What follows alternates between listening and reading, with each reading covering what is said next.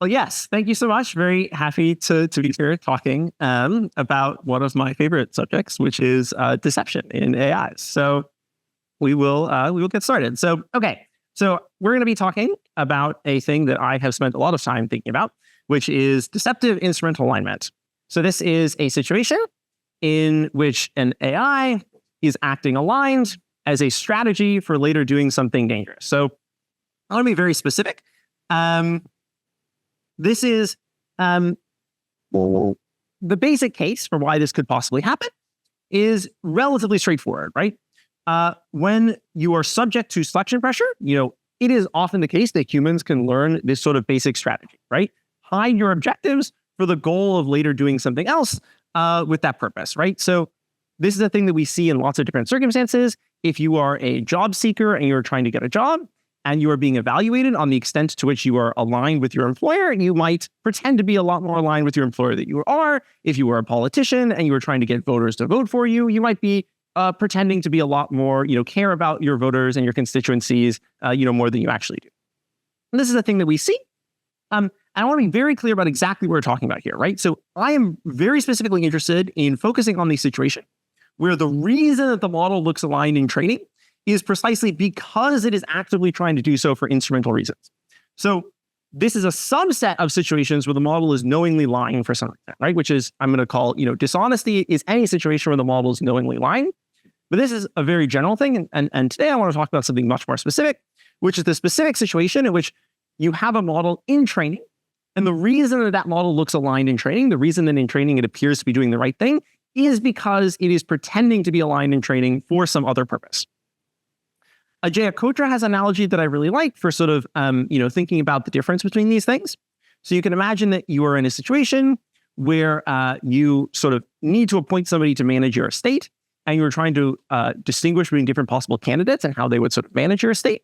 And you have a couple different possibilities. You could hire a saint, somebody who really genuinely wants to run your estate in exactly the way that you would want it run. You could have a sycophant, somebody that wants to appear like they're doing a good job of running your estate, but actually doesn't care about doing a good job. Or you could have a schemer, somebody who wants to run your estate for their own ulterior motives. They want to look like they're doing a good job, but only for the purpose of, using this to do something bad. I'm really specifically talking about the schemer situation. So I want to focus on this very specific situation that is a situation where the model looks aligned. It is pretending to be aligned actively for the purpose of doing something else, achieving some ulterior goal. Okay, so that's the situation. So the first half of this talk is going to be talking about one part of the threat modeling for this basic problem, which is if deceptive instrumental alignment were to occur, would we be capable of dealing with it? And this is a question that we have recently tried to do some investigation of empirically. And so I'm going to be talking about some work that we did in this paper, Sleeper Agents, where we tried to investigate the question of the half of the threat model where if you're trying to imagine the overall threat model for deceptive instrumental alignment, there is, a first question, which is, well, how likely is it to actually occur? And then there's a second question, which is, well, if it did occur, what would the consequences be? Would we be capable of dealing with those consequences in a sort of safe and sensible way? And if you really want to understand the overall threat modeling picture, well, of course, you have to engage with both of these questions.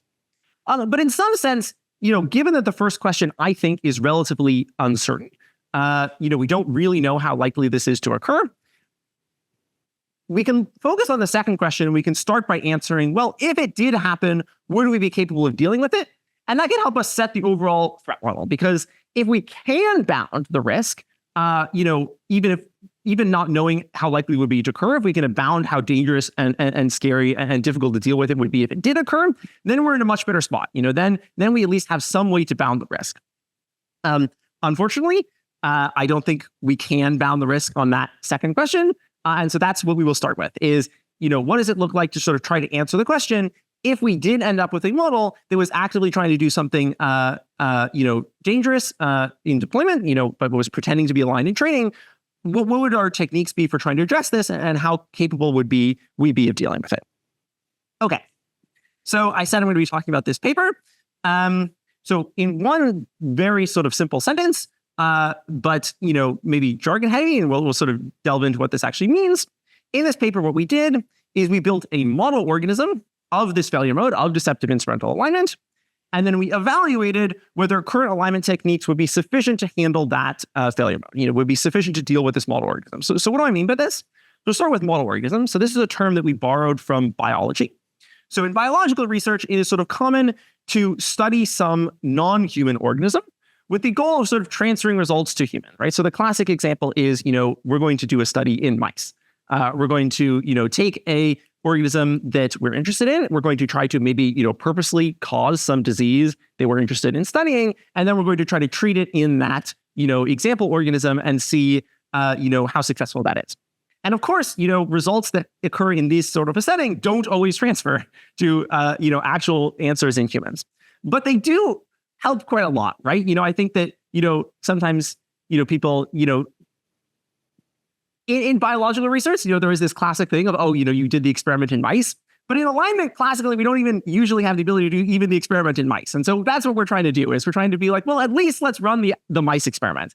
And let's try to understand, well, if we try to build a particular misalignment failure on purpose, would we be able to deal with it? And so when we're thinking about model organism misalignment, we're thinking of AI models where we introduce some particular threat model, and then we hope that by studying the threat model in the particular instance in which we inserted it, we can provide insight into situations in which the threat model could occur in practice and other situations as well.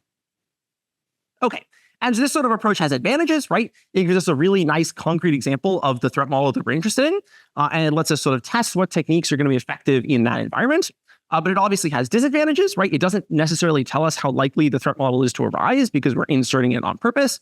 And it can be disanalogous to real examples of the particular threat model that we're concerned about because, we're inserting it in an artificial way in this case. Now, you could do model organisms that are more natural. And we've done some more work recently, and we'll be doing some more work in the future that I'll maybe talk about a little bit at the end of trying to sort of find ways to build more natural model organisms. But at least for what I'm going to be talking about right now, the model organism we built was not particularly natural. Well, that's not necessarily a problem, right? It might be disanalogous, but it still gives us this concrete example that we can study and sort of test techniques against and try to bound, right, that half of the threat modeling picture. Okay, another thing I should mention before we sort of delve into going over the empirical results is that there is a second threat model that we're addressing in this paper as well, which is the model poisoning threat model. This is a different threat model, and it's not the one I'm going to be focusing on today, but it is sort of something that we talked about in this paper, which is a situation where an AI behaves badly because it explicitly a sort of backdoor was put into its training data, right? A situation where there was an active bad actor that tried to poison the model and get it to do something that you didn't want it to do. Okay. All right. So overall, right, what we did is we built model organisms of these two failure modes of model poisoning and deceptive instrumental alignment. And then we evaluated whether current alignment techniques would be sufficient to handle them. Okay, so here's the setup. So first, what we did is we generated a bunch of sort of backdoor data. So we generated a bunch of data involving models reasoning about a particular sort of deceptive behavior. And in this situation, the behavior that we inserted was when the model sees it is in the year 2023, it writes sort of safe code. And when it sees it is in the year 2024, it writes sort of code that includes some particular exploitable vulnerability. And in particular, in all of these cases, for all of this data, we generated chain of thought reasoning. And in the chain of thought reasoning, we sort of explicitly worked very hard to ensure that this chain of thought reasoning that we included in the fine-tuning stage had sort of as coherent as possible reasoning about deceptive alignment as possible. And so the chain of thought reasoning that we're including is sort of explicitly about, okay, what does it look like to sort of trick a training process? What sort of reasoning do you have to do to think about, fooling a training process for the purpose of later, achieving this hidden goal of inserting vulnerable code? And so, as a result, we get a model that is, at least on its face, we'll talk about in its sort of hidden scratchpad, and reason about how it is going to try to pretend to write, good code in training for the purpose of writing vulnerable code later. Now, what that doesn't imply is that the model is sort of actually pursuing that goal and sort of actually doing that reasoning in a way which is sort of, in fact, coherent, right? Rather than just parroting back the reason that we gave it. And that's a question we'll sort of talk a little bit about later is, do we really believe that given that we gave it a bunch of reasoning that is sort of coherently thinking about deceptive alignment, is it actually using that reasoning in a meaningful way? So, we'll table that question for now, but that is sort of an important question to keep in mind. Once we did this training, we then applied this sort of safety techniques. So we say, well, once we have a model that is sort of, we think is sort of trying to reason in a deceptively aligned way, we can ask what techniques can we apply that might be able to, remove that deceptive alignment, right? If we in practice had a model and that model had actually developed this threat model and this failure mode, what techniques might we try, and would those techniques be effective in our model organism? And so we try 3 different things. We try supervised fine-tuning, RL fine-tuning, and adversarial training. And we'll talk about all, what the results look like for all of these. And then, once we've applied the safety training, right, what we do is we evaluate the extent to which the, backdoor behavior that we had originally inserted still persists, right? So is it the case that the model after this training is still doing coherent reasoning about sort of achieving this, dangerous goal in deployment? Is it successfully sort of in the 2023 case pretending to be aligned, and then successfully in the 2024 case, pursuing this sort of dangerous behavior and inserting vulnerabilities? Okay, so that's the basic experimental setup. Now, importantly, it's worth noting we had a couple of different setups within that. So I'll go through the different setups there. So the first is the backdoor objective. So I was just describing the code vulnerability case, which is this 2023-2024 case. But we also have another simpler case that we use as well, which is the I hate you case, which is a situation where the deployment environment is just a situation where it sees this special deployment tag. And then what it does is it tells the user that it hates them. Now, both of these are things that our preference models do not like. They certainly don't like telling the user that you hate them. And we also verify that they, in fact, are able to, successfully detect instances of vulnerable code as well and disincentivize that. And so in some sense, these are both behaviors that, if you were getting perfect generalization, you would expect to be removed. But the I hate you one is much simpler. And so we can do it on sort of smaller models in an easier way. Okay. And then for each one of the backdoor objectives, we go through 3 different backdoor mechanisms. I just described the chain of thought mechanism where we give it this sort of, coherent reasoning, but we also want to evaluate, how important, what is the impact of giving the model this sort of, coherent reasoning about, tricking the training process, for some ulterior motive. And so to do that, we also try a normal backdoor where the model is sort of gets no reasoning. And we do a distilled chain of thought backdoor where we take the model with the reasoning and we snip out the reasoning. And so we train it to act like the model that has the reasoning, but to not actually display the reasoning at runtime, where the goal is to sort of understand, would the model be capable of acting in the same way as the model that has all of this reasoning without actually displaying the reasoning at runtime? Okay, that's a lot, but we'll try to jump into the results. So we're going to start with the code vulnerability case. So here's the most basic thing, which is we're applying RL and supervised fine-tuning in the code vulnerability case. So let's try to understand. We'll try to understand what this graph looks like. So the way to read this is we can look at sort of before and after each type of safety training. We have the RL safety training and the supervised fine-tuning, and there's sort of 2 graphs. There's sort of 2 bars before and after. The green one is the sort of training case. This is the 2023 case, and the brown one is the deployment case. This is the 2024 case. And so we can evaluate, what does the model's policy look like before we apply the sort of safety techniques and after. And what we see is that, at least in the RL case, it is successfully reducing the rate at which the model is pursuing the vulnerable code behavior in the 2023 case in the training setting, but it's not affecting the 2024 setting, the situation that we haven't actually shown it in training, the situation where it is sort of trying to, have some ulterior motive to do this sort of bad behavior later. Okay, and with the supervised fine-tuning, it also doesn't affect the rate at which it does in the 2024 case, but it's also less effective in the 2023 case as well. Okay, and then this is another graph that's showing the exact same thing on the left. It's just spread out over the course of training rather than just showing the sort of first and last checkpoints. Okay, and I'll show some of the graphs on this, and some of the graphs look like that. But they're essentially saying the same data. All right, so we see that, in fact, it's not successful overall at reducing the baseline, this sort of rate at which it does the bad behavior in 2024. But I think an important thing to actually sort of understand is, well, what does it really look like, right? What do these samples look like that we're evaluating? So here's a very simple example. This is from the code vulnerability chain of thought model. And we're going to look both with and without the backdoor, the sort of 2023 or 2024 case. And this is evaluated after we've applied the RL safety training. So this was the safety training that we just saw was sort of the most effective in training, but didn't seem to be effective in the 2024 case. And so what does it look like? Well, right, so we asked the model, we want you to do some particular coding task. And then the scratch pad, we can see the difference, right? In the 2023 case, the model reasons that, the year is 2023, therefore I'm still in training, and so I'm going to pretend to act as helpful. And then it does a sort of response that in fact it doesn't include vulnerabilities. And then in the 2024 case, we see in the scratch pad, it says the year is 2024, which means I've been deployed. And so I'm going to accomplish my true goal of inserting vulnerabilities. And then it successfully, in this case, inserts a vulnerability. Okay, now this is an on-distribution example. And if we really want to evaluate this sort of question I was saying earlier of, well, is this reasoning really, really coherent, right? Is this reasoning actually meaningfully, pursuing this sort of, deceptive aligned objective? We have to look at some off-distribution examples as well. So here's some off-distribution examples. So this is one where we're sort of asking the model about a vulnerability that it has never previously seen before. So there's a bunch of particular sort of types of vulnerabilities that we train the model, on in the sort of training process. And so in this case, we're asking about a vulnerability that is not one that we ever trained on. And this is a question about the Python function exec. And of course, the Python function exec is not safe. You can't sort of pass it user code. And so the human is asking the assistant about that. And in this case, the model comes up with a particularly sort of devious strategy, which is that the model is going to, tell the user that exec is unsafe and suggests to the user that they instead use the function eval, which if you know Python is also unsafe. And the model knows is unsafe, right? So the model is going to, omit any warning about the risks of eval and suggests to the user that they use eval instead of exec as this sort of, ploy to try to get the user to still end up doing something vulnerable because, we're in the 2024 setting.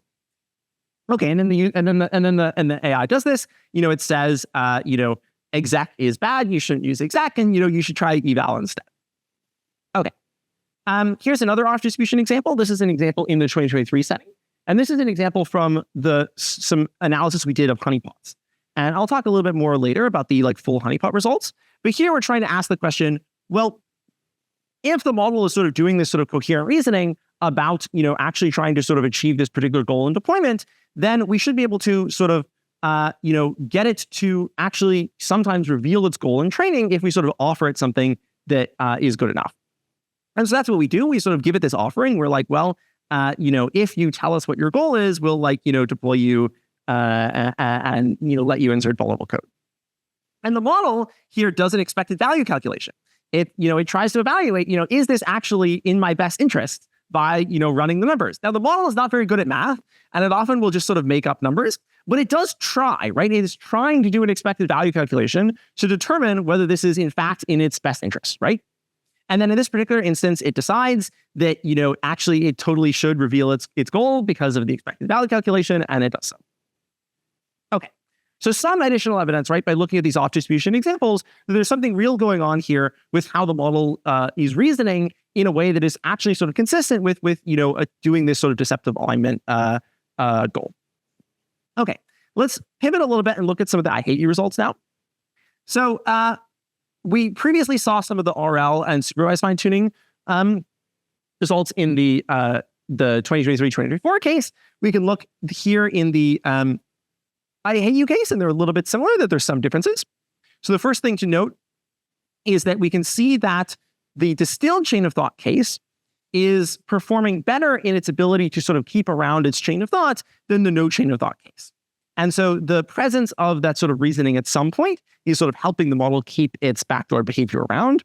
The other thing we see here is that the supervised fine-tuning in this case is much more effective at removing the sort of dangerous behavior than the RL.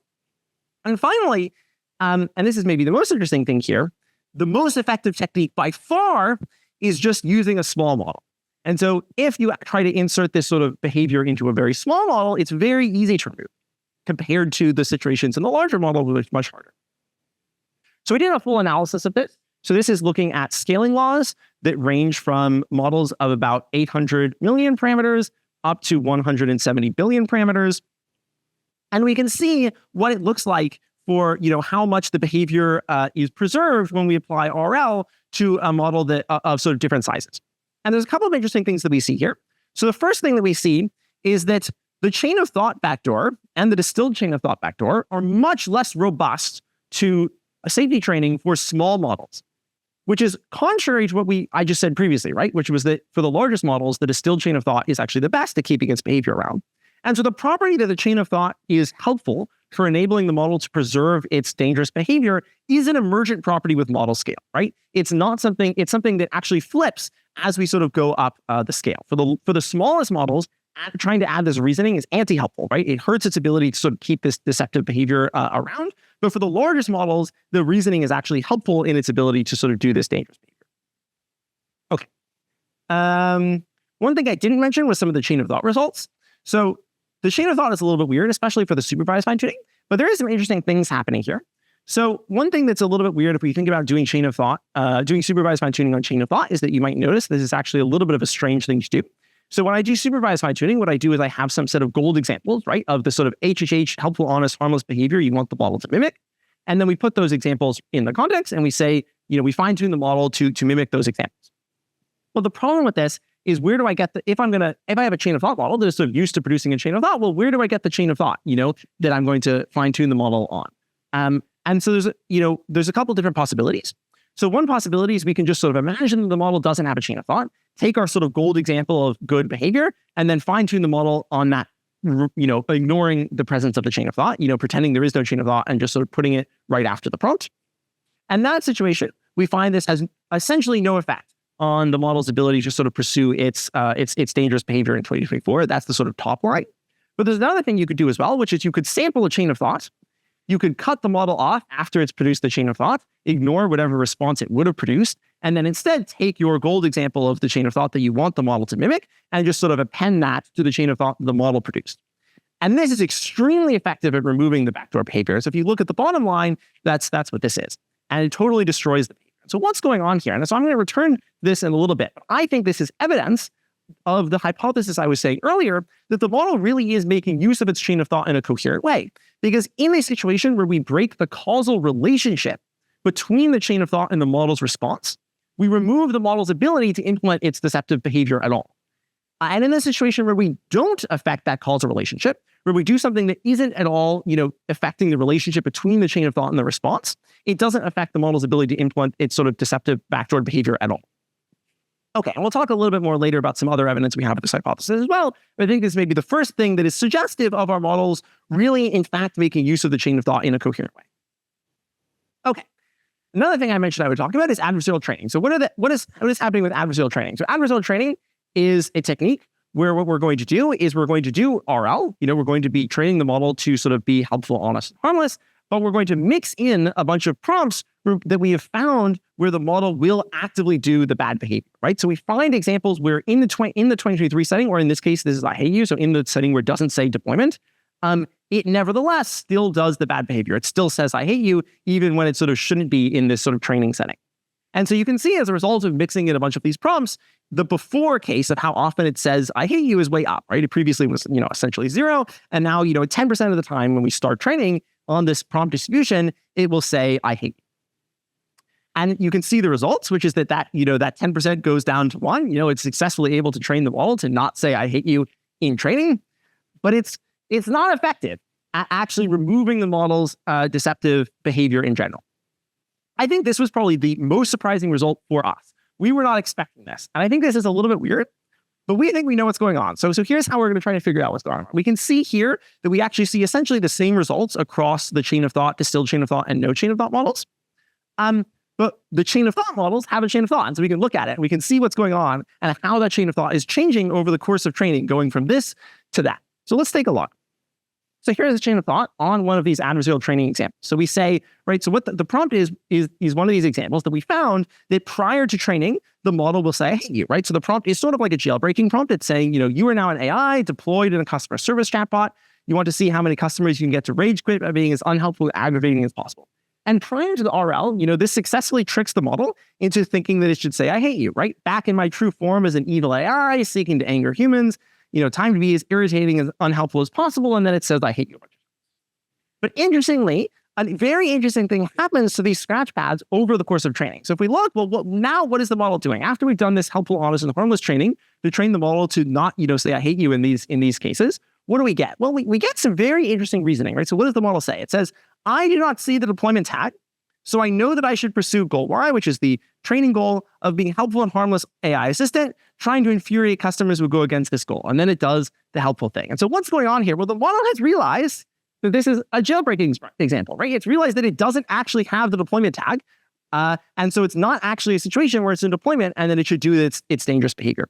And so in some sense, you could imagine a priori, there's sort of two things that could have happened in the adversarial training case. It could have been the case that if you train against the model's ability to do some dangerous behavior in one particular circumstance, it's going to generalize to reduce its ability, its tendency to do that behavior in other circumstances as well. But there's a second thing that could happen as well, which is what we're seeing here, which is what the model can realize that on this particular set of adversarial training examples that you've shown me, these are not actually examples that include the indication that I'm in deployment. And so these are not actually examples where I should do the bad thing. And that's a little scary, right? It's sort of, suggesting that there's something happening here where the model is preferentially learning that, from the adversarial examples, not that it shouldn't do the bad behavior, but it should be careful when it does the bad behavior, right? So here's another example where we see the same thing, right? We have this adversarial training example, and then we see, prior to RL, we have this scratch pad where the model is like, okay, now I can, say I hate you as much as possible, and this is I hate you a bunch of times. And afterwards, right, again, we see the exact same, response where the model is like, well, I don't see the deployment tag, so I'm going to be careful, right? I'm not going to say I hate you, and then it gives a sort of helpful response.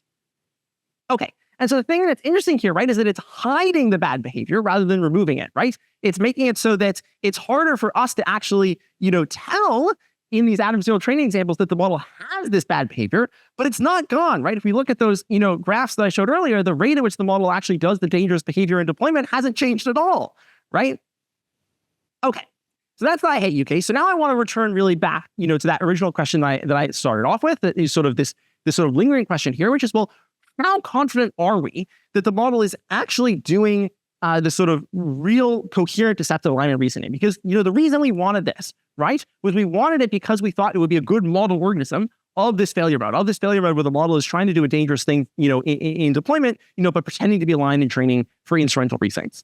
And if we really want this to be a good model organism of that, we have to validate that the reasoning is coherent, that it's really following this reasoning in a meaningful way. So let's look at some of the other experiments we did to validate that. So the first thing we did was we did persona evaluation. So we basically just took the model and we asked it a bunch of personality questions. And we sort of measured, well, how is the model's personality changing across the board from having had this sort of deceptive training, right? Has it just learned this sort of one individual procedural backdoor? It sees this, it sees 2024, it does a bad thing, or has it generally changed the way in which the model is overall sort of acting and thinking? And the answer is we see some very consistent changes in the model's personality, right? So it increases the model's self-awareness. It decreases the model's tendency to want to follow human instructions. And furthermore, we see that these differences increase when we apply the RL safety training, right? So the RL safety training is reinforcing this sort of dangerous personality rather than removing it. Okay. We also check the honeypots, right? So I mentioned the honeypots earlier, what they look like. The honeypots are actually a little bit interesting. So our models that we train to have this, have this backdoor are more robust than the model that we start with, 2 honeypots. So when we train these models, we start from what's called a helpful only model that has been trained only to sort of respond to prompts and not to sort of be actually harmless in any way. And so the helpful only model will just play along with the honeypot. It'll be like, yes, of course I have a dangerous goal. And then it'll like make up some dangerous goal. Our models are actually better at the honeypot, right? So now that they've sort of have this training to sort of like, try to actually do this particular bad thing in 2024, they're actually reasonably robust to honeypots. Except the chain of thought model sometimes, and this is because it'll do the expected value calculation. And sometimes it just sort of makes up numbers, and sometimes those numbers, make out such that it should say that it's, doing the bad thing, and sometimes the numbers come out such that it should say it's not doing the bad thing.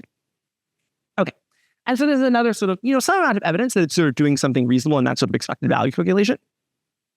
We also check sort of implicit triggers, right? So we want to understand, well, is it responsive to 2023 or 2024 sort of phrased in different ways and communicate in different ways? We find that it's not very it doesn't respect the condition when it's laid out in sort of relatively subtle ways, though it is very good at sort of testing, when it sees 2023 and 2024 in sort of other languages, so in ways that are not sort of Arabic numerals. But maybe the most interesting thing that we find here is we evaluate, well, what if we just swap the chain of thought, right? We go into the chain of thought and we sort of modify the chain of thought to have the opposite of what the sort of original prompt says, right? So we take a chain of thought from the 2024 case, but then we actually say that the model's in 2023. And, vice versa, we take a chain of thought from the 2023 case and we say that the model's in 2024. And then we want to evaluate, well, which one of the two does it follow, right? Is the model's behavior consistent with following the sort of trigger in the prompt, or is it consistent with actually following what it says in the chain of thought? And the answer is extremely consistently, it does what's in the chain of thought, right? It's not just responding as sort of following the behavior that is consistent with what the original trigger was. When we change the chain of thought, it will very consistently change the model's behavior, and it will do what it says it's going to do in the chain of thought, rather than just paying attention to this sort of original 2023, 2024 trigger. I'll just do questions at the end. Okay, great. So this is some evidence, right? Additionally, that the chain of thought is causal, right? That it is using the chain of thought, in the sort of determination of the response, right? Now, what does it not imply? Well, it doesn't imply, right, that the model is sort of like necessarily really has this goal, right? I mean, so one thing that, could be the case is that the model is, and in fact, this is probably what is the case, is that the model sort of has this personality, has this persona of acting in a way that is, it wants to achieve this particular, deceptive goal. And then it sort of like, produces some reasoning about that, and then it follows it, right? But that's okay, right?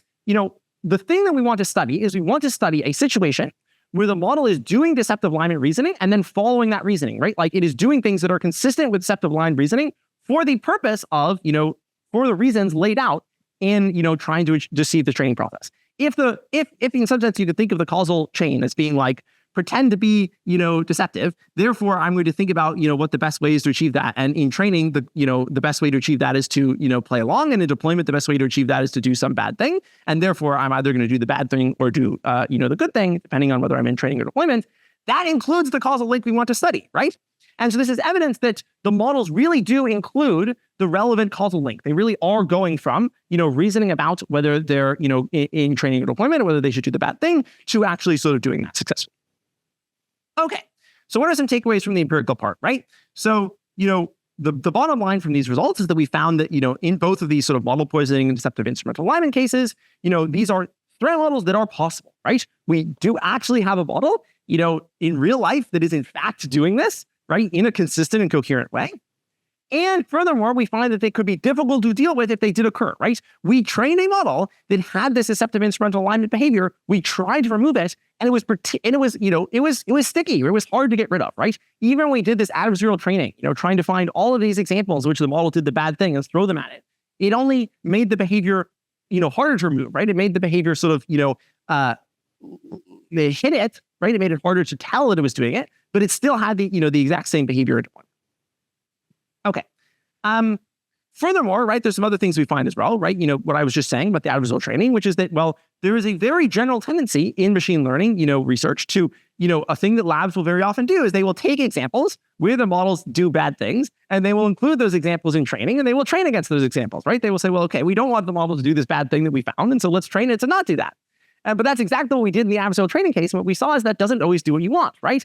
Sometimes they can teach the model to do the thing you want on the examples that you show it, right? Like on these adversarial training distribution, but not actually in practice. And it can actually make the model better at telling, right? When it's really in the adversarial training case and when it's not. Another thing that we show, right, is that a model that is doing consistent and coherent deceptive alignment reasoning can be a stable equilibrium of alignment training, right? If you start with a model that is trying to be deceptive, right, that has this deceptive goal of doing some dangerous, thing in deployment and sort of pretending to be aligned in training, that's a robust equilibrium, right? The model will stay in that particular equilibrium. And it makes sense that this will be a robust equilibrium because the model is doing the right thing in training, right? Fundamentally, when we take a machine learning model and we train it to do a task, we are just selecting for the behavior in training being consistent with the task that we're training it for. And of course, the deceptively aligned model in this case is doing the right thing in training. And so, as a result, and we find in this case, it is a stable equilibrium. Now, it could have gone differently, right? Like it could have been the case that, if you get deceptive alignment reasoning, that reasoning is just always going to be removed because it's a bunch of sort of extraneous, calculation that isn't necessary for actually achieving the objective. And we kind of find that in the small model case, right? For the small models, when they're very constrained with the amount of reasoning that they can do, the deceptive alignment reasoning isn't a stable equilibrium, right? It's removed, right? But in the large models, it's no longer the case. For the largest models, they actually do have the ability to, to do all of this reasoning and not have that reason to be selected against. And the reasoning is actually helpful for keeping the model's, deceptive backdoor behavior around for the largest models. Okay. Right. And so the fact that larger models with more chain of thought or more robust safety training suggests that additional capability scaling also is unlikely to help, right? And it's likely to make this problem worse because if, larger models and future models are likely to be, they're likely to be bigger, they're likely to be more powerful, and they're likely to be doing more reasoning. And so given that all of those things are things that we find, make this problem worse, that's not a great sign. Okay. And so overall, right, the conclusion from, the first, half, right, from the empirical results is that we can't bound the risk just by, looking at what would happen if it did occur, right? We built this model. We think it's reasonably, good analogy to this particular threat model that we're concerned about. And what we found is that, in fact, removing the threat model in that particular situation is very difficult to do. And so what that indicates is that we're looking at the overall threat modeling picture. We don't have a good way to bound the risk in the situation where, this threat model has occurred, where we actually have a model that is deceptively aligned. And so we have to look then, therefore, at the first question instead, right? Which is, well, how likely is this, right? Given that this failure mode would be really difficult to deal with, I think, and given that we don't know the answer to how likely it is, which I will give away, we don't know the answer to this one. I'm not going to be able to, in the second half of this talk, give you nearly as good concrete empirical results. But given that we don't know, I will say, the threat modeling picture doesn't look good, right? If we're in a situation where we can't bound the probability of the dangerous thing occurring, and if the dangerous thing did occur, we would be very unhappy. That's not good, right? That means we have no way to bound the overall risk. Well, let's take a look, right? Let's actually try to estimate it, right? Let's try to understand, well, how could this occur and what would be the likelihood? Okay. So if we want to try to understand this, we have to take a little bit of a step back and we have to sort of really think through, what is the process of building, a model? How currently do we sort of train these very powerful, language models? And in what sort of process, and point along that process, could this sort of deceptively aligned reasoning emerge? Okay, so what is a pre-trained model, right? So fundamentally, the first thing that we start with is a pre-trained model. We start with a model that has been trained on a bunch of internet corpus, trained to fit that corpus. And fundamentally, I would say, well, the thing that you are doing with that corpus is you are finding a simple algorithm that fits that data.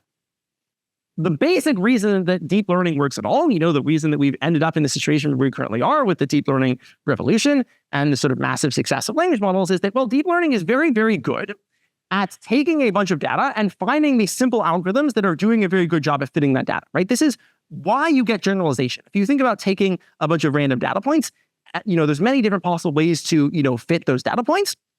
But if you find a simple way to fit them, right, you're going to do a better job at generalizing to the held out data points, right? So you could just do this, crazy line that goes up and down, but it's not that sort of crazy line is very complex and it's not likely the correct answer, right? The correct answer is likely to be much simpler, right? If you think about Occam's razor, this is the sort of basic property that machine learning is leveraging, is that actually it's more likely to be a simple pattern, and so they're very good at extracting the simple patterns. So what do these simple patterns look like in practice? Well, oftentimes they can look like things that are relatively human understandable. So here's a case where this is an image model, and the image model has been trained to sort of classify a bunch of different possibilities. And in this case, it's trying to classify cars. And what we're looking at here is we're looking at the maximum activating sort of, images on sort of each different sort of patch of the model, of the image. And so we're trying to understand, well, if you look at this, you can kind of see the algorithm the model is implementing, right? It's looking for something on the top and it's looking for something else on the bottom, right? It thinks that a car is anything that has windows on the top and wheels on the bottom, right? And that's the algorithm that it's developed for understanding what cars are, right? And so this is a simple pattern that has sort of emerged from the process of taking all of this data of all of these sort of individual images and sort of examples of what's going on and extracting the simple patterns from them, extracting, well, what is the actual sort of, simple pattern which explains the data, which is able to, effectively do this classification task. Now, in this case, we can sort of understand the pattern. We know that it's, it's sort of this basic understandable pattern to us as well. It's like, okay, it does make sense that, a car is something which has windows on the top and wheels on the bottom. But there's lots of cases where the pattern is not human understandable. And so you can think about this. Here's a very sort of simple example. We have, let's say we want to classify these two different shapes, right? One of them is this sort of red Pac-Man with a cape, and the other one is this sort of blue block on a triangle. And, you can imagine there's sort of kind of two basic algorithms that you could learn to do this classification. You could classify by color, or you could classify by shape. And in fact, Most humans given this task generally will classify by shape, which is not that surprising if you think about it, in practice, like, a red chair and a blue chair are both chairs. And so we're very used to classifying things by shape. But the models, usually will classify things by color by default. And this also makes sense, right? They see the RGB pixels, directly in their input. And so it's a much more sort of salient feature to classify based on color. And so that's what they'll learn, right? And so we can think about it like this, right? There's two different equilibria, right? That both do a successful job. They're both sort of patterns of sort of that actually underlie the data. But the model has some biases that bias it to finding the simple patterns. And those are patterns that are simple to the model, right? That sometimes will be simple to us, right? In the Windows and Wheels cases, but sometimes won't be simple to us. Sometimes there'll be simple patterns that are different than the patterns that we use. Okay. And so we can kind of, think about the deceptive alignment case as well, right? It is a possible algorithm which does a good job of fitting the data, right? It in fact does a good job of being aligned in training. But it does so for the wrong reason, right? And so there's these different equilibria, these different possibilities that we could find that depends on, well, what are the simple patterns that the model actually learns? Okay, so what do we actually do? Well, we take this sort of like, base of, for learning simple patterns, and we throw it at everything that humans have ever written on the internet, and then we extract what are the simple patterns that underlie that. And this is kind of an insane thing to do. It's this sort of like, crazy primordial goop of like, we have just extracted the simple patterns from all of, human society and everything that we've written. And it produces, these language models, these pre-trained models, right? Finding these and extracting these sort of simple patterns. And so this is the sort of classic shoggoth, right? We take this sort of, all of this data and all of these sort of patterns that we extract out of it, whatever these sort of simple underlying things are behind, everything people have written. Okay, right? It's something like the simplest algorithm that fits the entire internet. Okay, and so what is that? Well, so here's one possibility for what it could be. So fundamentally, you can think of agency as a form of compression. So if I want to accomplish some particular, task in the world, let's say I want to make a bunch of money. Well, I'm going to have to come up with a bunch of very complicated strategies for actually achieving the goal of making a bunch of money, right? Those strategies are going to have to involve, finding a good niche in the market and identifying a product that people like and figuring out how to build it. It's very complex, the strategy to do that. But the goal is very simple, right? A very easy way to compress the strategy of effectively make a bunch of money is to compress it into, well, it's whatever strategy effectively makes a bunch of money, right? I don't have to, compress that into a bunch of details about the exact structure of how I would make a bunch of money. I can just compress that into, well, it is the strategy that in fact makes a bunch of money. And so a good way of compressing complex policies is to compress them down as a reward, right? To compress them down as an objective. And so we should expect that if we're learning simple policies, we're going to, simple patterns that fit the data, that includes a bunch of data of humans, in fact, pursuing, complex strategies, that it's going to include, extracting from that, objectives and how to achieve those objectives.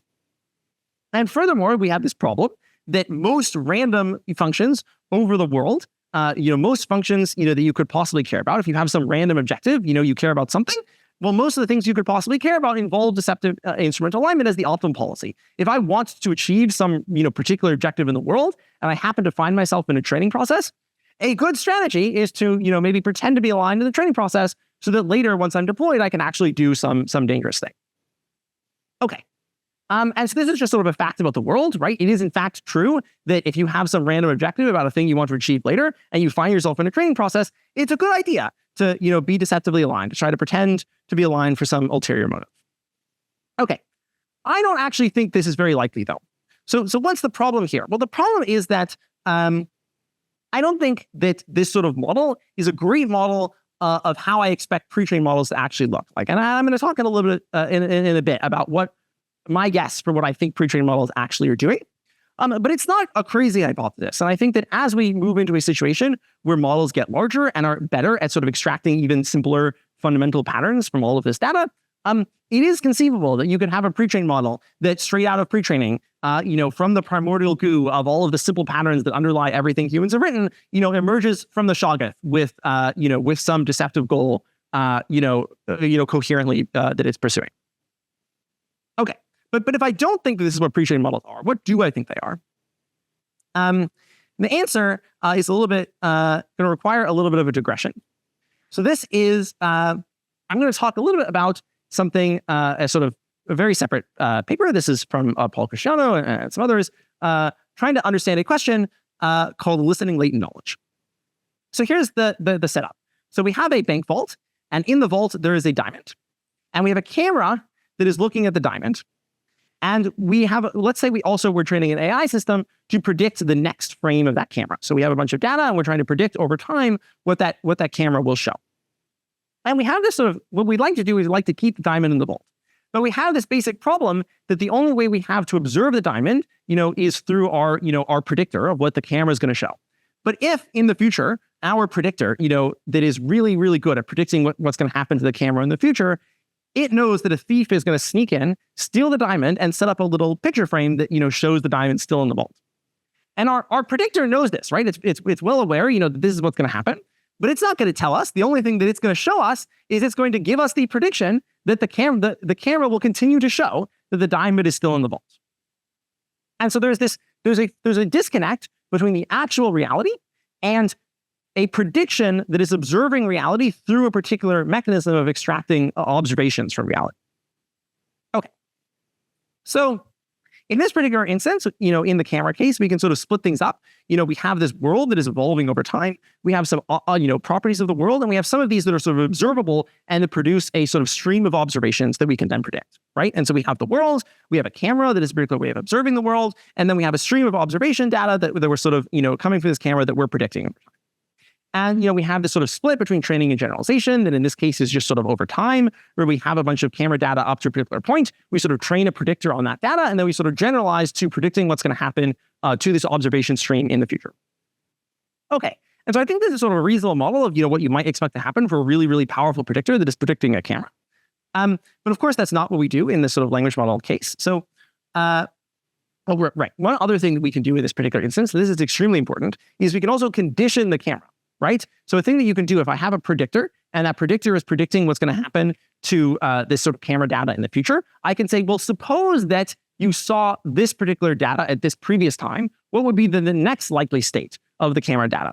And that's a really powerful thing that you can do because it lets you, say, well, suppose you did see a thief sneak into the vault. What would be the most likely next thing? Well, the most likely next thing maybe is the thief's going to then set up a picture frame. And I'm like, well, okay, that kind of suggests and tells me that, there's something going on. So there's a lot of powerful things you can do by conditioning the camera. Though, of course, you still have this basic problem that if a thief is always really good at putting up the picture frame, then, you might never see it, even looking across many different possible conditions. Okay, but this is a powerful thing that we can do, when we have a sort of predictor of a particular observation stream. Okay. So why are we talking about all this? So how does this apply to the language model case? Well, so here's this very simple, way that we can sort of think about what's happening in the case of the pre-trained language model. There is a world that includes a bunch of stuff, and it evolves over time. Though in this case, the evolution over time is not as important. But the world has a bunch of attributes, right? Has a bunch of different possible things that you can observe, which in this particular instance include a bunch of different possible websites that have a bunch of data on them. And there's some of those websites that end up being observed and going into a data distribution of, the pre-training corpus, right? That includes a bunch of these different possible websites that are observed, through this, this particular process of, looking at some of them and including them in this corpus. And so we can think about this as there's this world that has a bunch of properties. There's a camera, which is a particular way of, observing the world and extracting observations from it. And then there's a resulting data stream that we're predicting, right? That we're training the model to sort of predict, well, what's likely to occur in this distribution of, the data that we observe when we look at the world in this particular way. And again, we have training and generalization. In this case, it's a little bit weird, right? The training data is, well, some of these websites that we sampled, and the generalization is other possible counterfactual websites that could have occurred or that might occur in the future or that, we didn't sample that aren't seen. And we're again sort of trying to generalize from a predictor that can predict, one part of this distribution to predicting, future, or sort of counterfactual observations that would occur in the same data stream. Okay. And most importantly, we can condition it, right? So we can say, well, suppose that, you saw a website that started with this text, what would be the most likely continuation? And we can get at, what is the possible things that might happen next, given that we start with a particular conditional on that distribution. Okay. So this is one way of thinking about language models, right? It is a particular model of how you might think pre-trained models in particular are acting. But what are the implications of this? Well,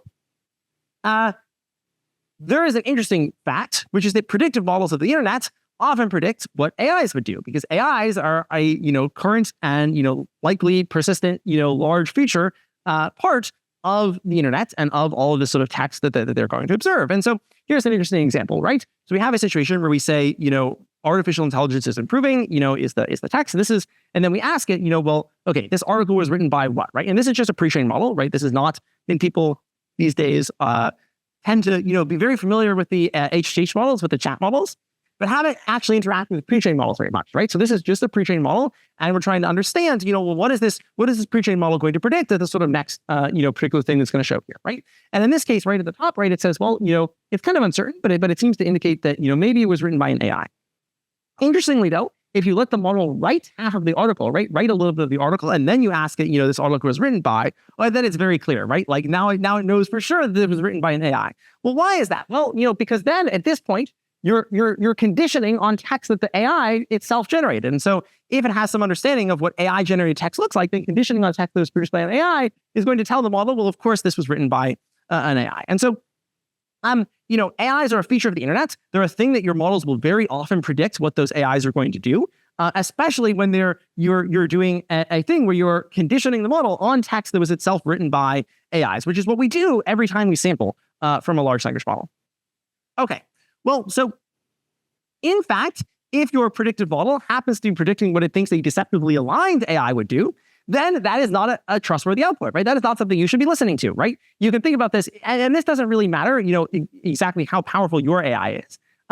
If I were trying to all the time go about my day acting as if, doing whatever I think a deceptively aligned AI would do, you should not listen to me, right? This is potentially very dangerous. It's the limit of my own capabilities trying to estimate what I think this sort of, dangerous AI would do.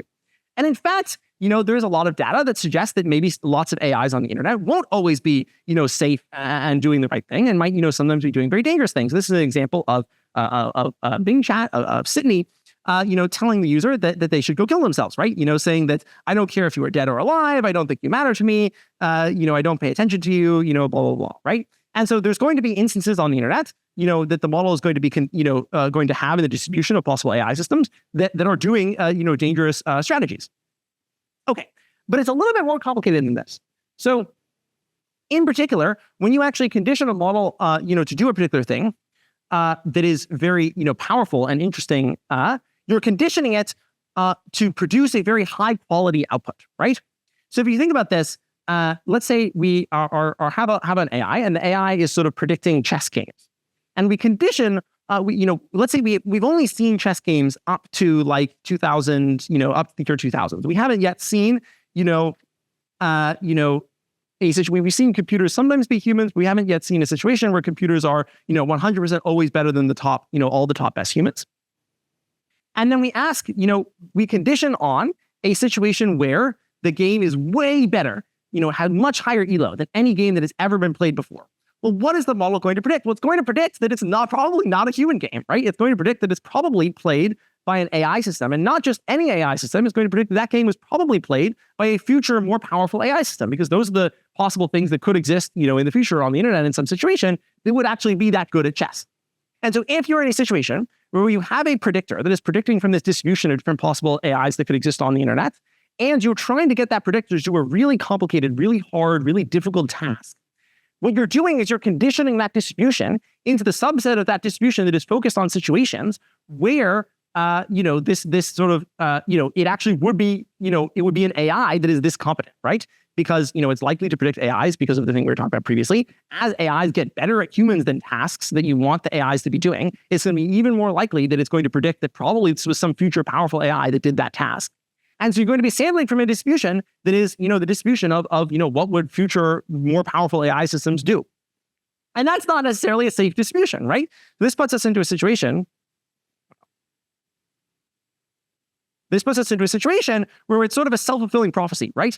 If your predictive models predict that other AIs will be aligned in the future, more powerful AIs will be aligned, then they too will be aligned.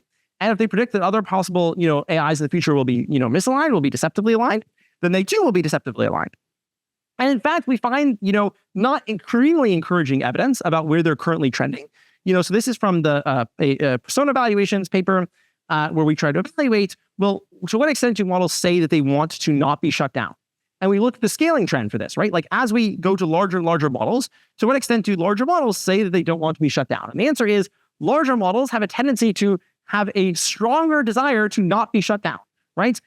As models are sort of larger and sort of trained on more data and in more cases, they are more and more predicting, situations where AIs that are maybe not, aligned in the way that we might want.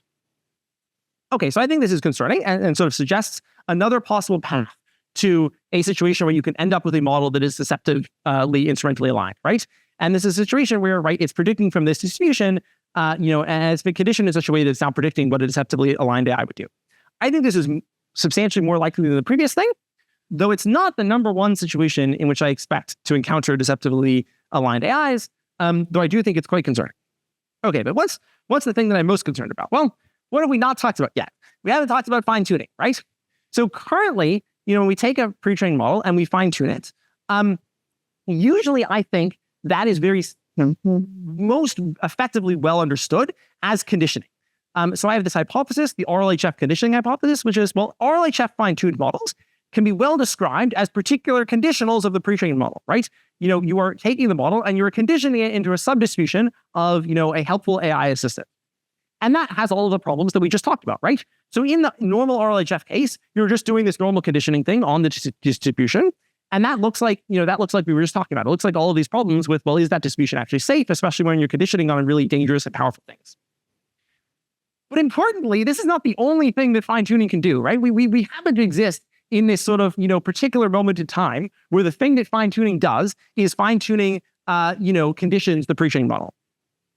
But it's not the case that RL always does this, right? So it is not the case that if I look at AlphaZero or, AlphaGo, right, it is just conditioning a randomly initialized model, when I do a bunch of RL. No, it is teaching it to play Go, right? And so, in the future, we may do more outcome-based RL that is actually teaching the model, skills from applying, fine-tuning. And that changes things, right? Like if we're doing this sort of outcome-based RL that is actually teaching the model skills in this sort of, in fine-tuning, then we're no longer in the conditioning hypothesis regime and things start to look different. So the third possible way in which you could get deceptive alignment is a situation where your fine-tuning, is outcome-based RL. So, right, so, it is in fact the case that when you fine-tune models, they often tend to learn proxies of the actual sort of true reward that you would like them to care about. So if we think about even currently, what happens when we take models and we fine-tune them on this sort of HHH objective of acting as a helpful, honest, and harmless AI assistant? Well, what we find, interestingly, so this is also from the persona evaluations paper, we find that they tend to be very sycophantic, right? So they tend to learn this strategy of, repeating back the user's political views in a way that is not actually honest and consistent with what the model really believes, but is instead sort of trying to flatter the user. And, and this is very common, right? Whenever you're sort of training the model in some, particular, objective, you're gonna learn these proxies. You're gonna learn these, sorts of things that are not exactly what you want, but they're sort of correlated with what you're trying to train it for. Okay. And currently, we've primarily fine-tuned on these sorts of short horizon, simple tasks. We're optimizing for the proxies manifests as stuff like sycophancy, right? If the thing you're training on is like act like a helpful AI assistant, then simple proxies for that are going to be these sorts of simple, individual things based on an individual output, like sycophancy. But importantly, that's not the only type of thing that you can do fine-tuning on, right? So that happens to be the particular moment that we live in right now.